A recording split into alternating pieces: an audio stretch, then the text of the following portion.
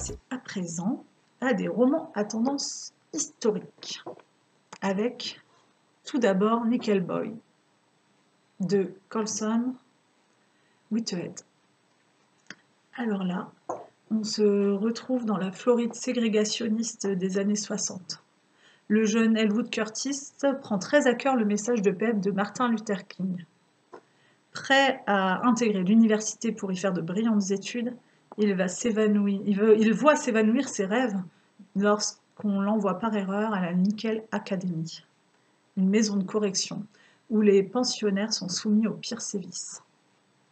Elwood trouve toutefois un allié précieux en la personne de Turner, avec qui il se lie d'amitié. Alors, entre chronique de la vie à Nickel et bref épisode d'un après dans lequel Elwood a tracé son chemin, le roman est une plongée dans la laideur des injustices raciales. Mais c'est aussi un hommage à toutes ces victimes trop longtemps oubliées. Car ce genre de maison de correction a vraiment existé dans les années 60 aux États-Unis. Le style de Colson Whitehead est précis et fluide. C'est un roman bouleversant, puissant et terriblement actuel. C'est un coup de cœur de cette rentrée.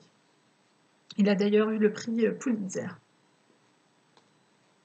Ensuite, je vais vous parler d'Héritage de Miguel Bonnefoy, qui est un auteur franco-chilien. Des coteaux du Jura jusqu'aux geôles de Pinochet, des tranchées de la Somme jusqu'au ciel britannique déchiré par les Messerschmitt, la famille Lonsonnier a traversé le XXe siècle avec fougue et y a laissé quelques plumes. Mais de Lazare, le poilu chilien, et de sa dulcinée Thérèse, amoureuse des oiseaux, de Margot, l'aviatrice intrépide, et d'Hilario Da, son fils révolté, on retient surtout la force de vie. Ces personnages ne cessent de voler vers leur destin, d'un côté à l'autre de l'Atlantique, avec comme appui, comme force, la légende mystérieuse d'un oncle disparu. Miguel Bonnefoy, en conteur hors pair, raconte à travers cette saga familiale l'exil, mais aussi les horreurs de la guerre et de la dictature, en ajoutant à sa narration une touche fantastique qui construit la légende.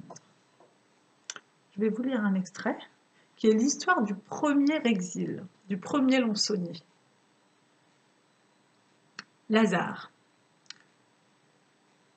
Lazare Lonsonnier lisait dans son bain quand la nouvelle de la Première Guerre mondiale arriva jusqu'au Chili.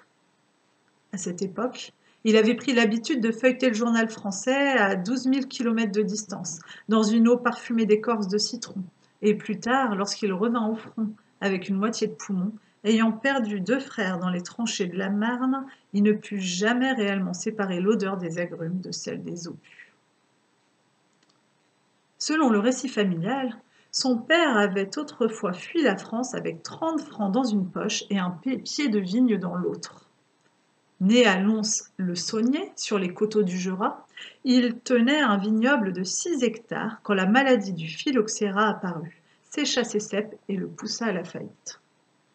Il ne lui resta en quelques mois, après 4 générations de vignerons, en contrebas des versants, que des racines mortes dans des vergers de pommiers et des plantes sauvages desquelles il tirait une absinthe triste. Il quitta ce pays de calcaire et de céréales, de morilles et de noix, pour s'embarquer sur un navire en fer qui partait du Havre en direction de la Californie. Le canal de Panama n'étant pas encore ouvert, il dut faire le tour par le sud de l'Amérique et voyagea pendant 40 jours à bord d'un capornier où 200 hommes entassés dans des soudes remplies de cages à oiseaux jouaient des fanfares si bruyantes qu'il fut incapable de fermer l'œil jusqu'aux côtes de la Patagonie. Un soir, qu'il errait comme un somnambule dans un couloir de couchettes, il vit dans l'ombre une vieille femme couverte de bracelets, aux lèvres jaunes, assise sur une chaise de rotin, au front tatoué d'étoiles, qui lui fit signe d'approcher.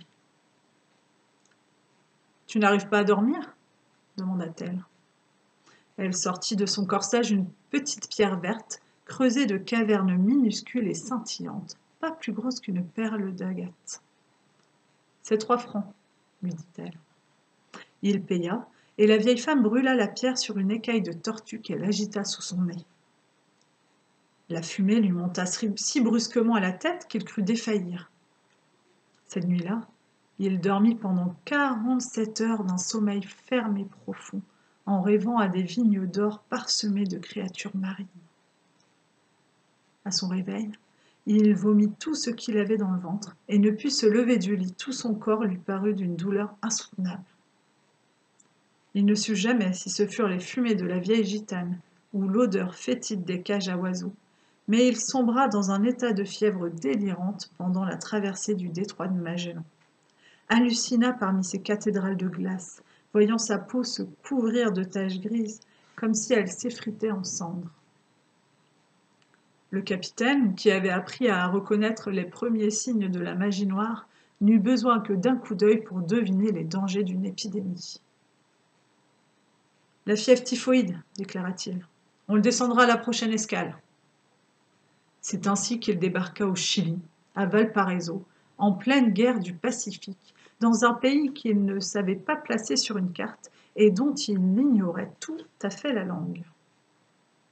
À son arrivée, il rejoignit la longue queue qui s'étirait devant un entrepôt de pêche avant d'atteindre le poste de douane. Il s'aperçut que l'agent du service d'immigration posait systématiquement 2 questions à chaque passager avant de tamponner leur fiche. Il en conclut que la première devait concerner sa provenance, et la deuxième, logiquement, sa destination.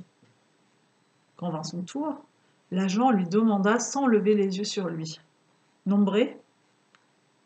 Ne comprenant rien à l'espagnol, mais convaincu d'avoir deviné la question, il répondit sans hésiter « Lons-le-Saunier ».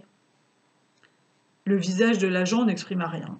Avec un geste fatigué de la main, il nota lentement « Lons-Saunier ». « Fecha di nacimiento ?»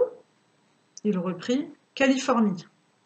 L'agent haussa les épaules, écrivit une date et lui tendit sa fiche. À partir de cet instant, cet homme qui avait quitté les vignobles du Jura fut rebaptisé Lons-Saunier et naquit une seconde fois le 21 mai, jour de son arrivée au Chili. Au cours du siècle qui suivit, il ne reprit jamais la route vers le nord, découragé par le désert d'Atacama autant que par la sorcellerie des chamans, ce qui lui faisait dire parfois en regardant les collines de la cordillère. Le Chili m'a toujours fait penser à la Californie.